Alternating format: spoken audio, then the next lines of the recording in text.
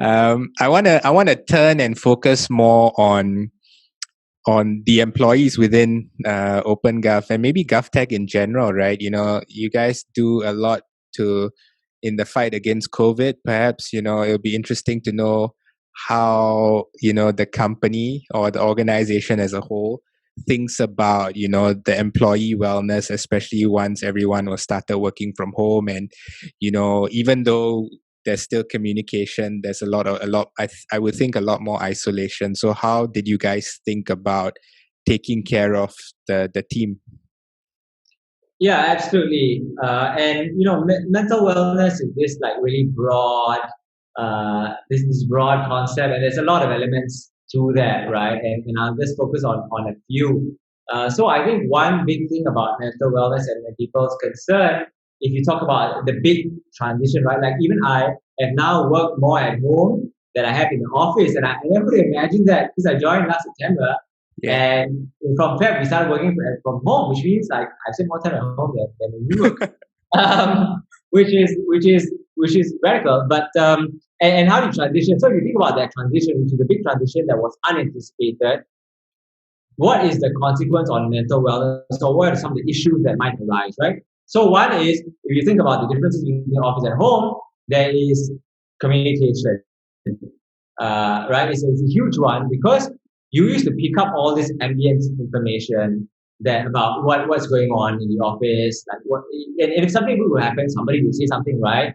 But you don't have that anymore, right? So people are living in this constant state of, hey, is something going on? I just don't know about it. Right. And so how do you alleviate that tension? That is a new tension because it doesn't exist in the office, right? So you got to think about new ways of communication that is going to be both about transparency and about frequency. It has to be frequent enough that people don't have time for this build up of, in the last time that I heard from my boss or the head of my organization, has something happened or not? Right? And so one of the things that we've done in that regard is we actually started doing a 6 p.m. call every day. And sometimes the call is like, there's nothing major happened today. But at least you know that nothing happened, right? You don't have to worry about did something happen that I don't know about because the boss will say nothing happened.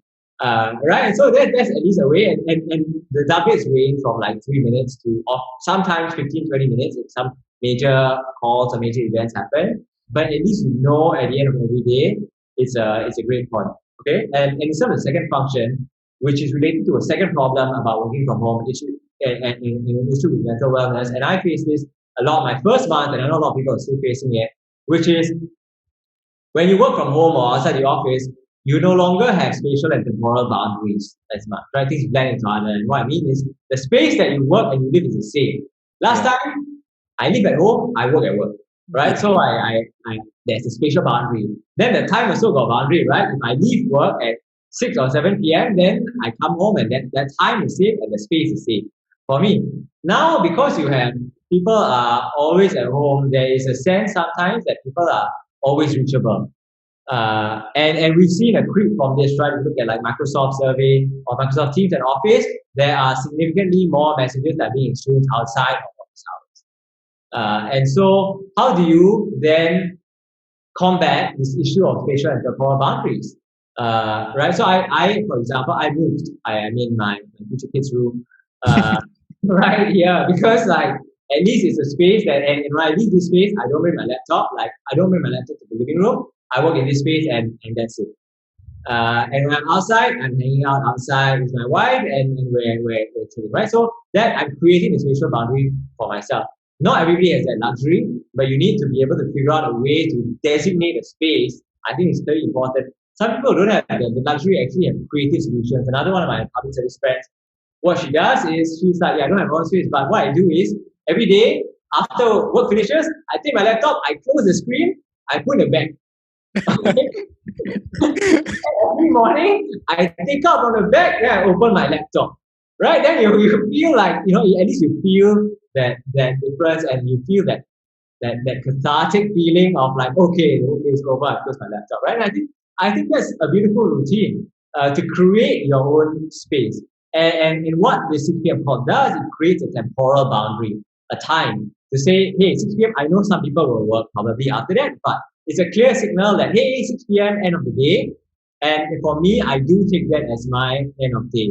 So after 6 p.m., after the call, I'll go down for a walk.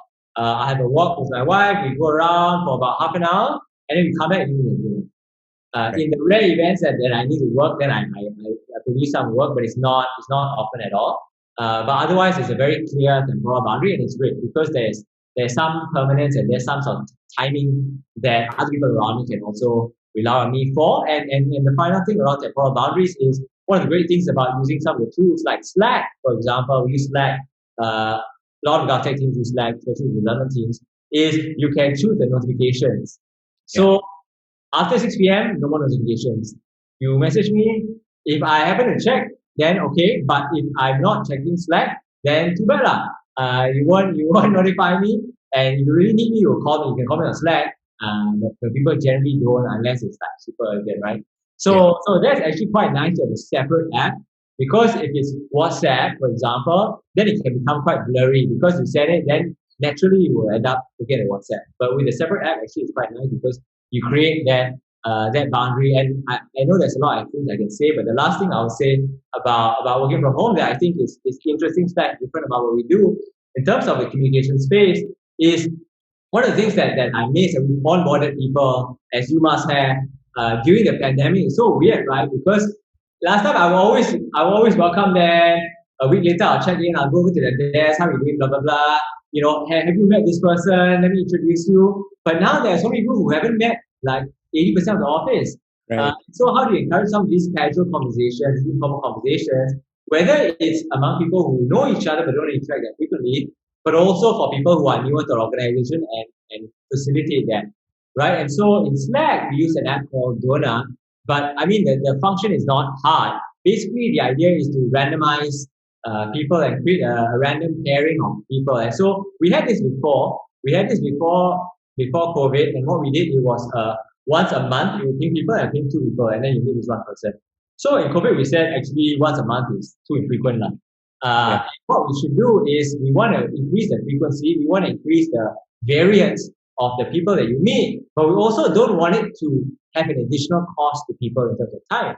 So what we did is, first we increased it from 2 people to 3 people. That's a bit less awkwardness, right? If one person being shy, we have two people. So that's the first thing we did. Second thing we did is we increased it from once a month to once every 2 weeks.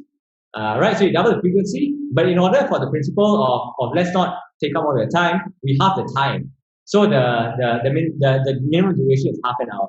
So actually it takes the same amount of time. And what we did to make it even easier for people, we just schedule a slot on the team calendar, on everybody's calendar. Here's a default slot. Every second Friday at 12 noon is a default donut slot.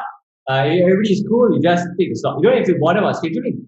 Just make it as seamless as possible for people to make this a reality, and we're seeing over 80% of groupings that are meeting up quite regularly. So that's really quite nice to see, and it creates you're able to have the kind of in the organic spread of culture and a feel for what different people are working on and are doing, and you can do whatever you want in Donut. Like you can talk about whatever you want. You can talk about hobbies, you can talk about eating, you can talk about whatever, right? So the idea is to recreate this informal sense, because we used to all have lunch around this big work table, and we can't recreate that. So Donut is really helpful for doing that in an intentional way, and also creating enough space to have those kinds of communications and connections that happen. Yeah, I think that's the most important thing that most of us, tend to forget, and that is, one of the most important ingredients for mental wellness really is social interaction. If you solve that problem, you solve like 80% of the problem. And so that's a good idea. And, at least those who listen maybe can get some inspiration from that.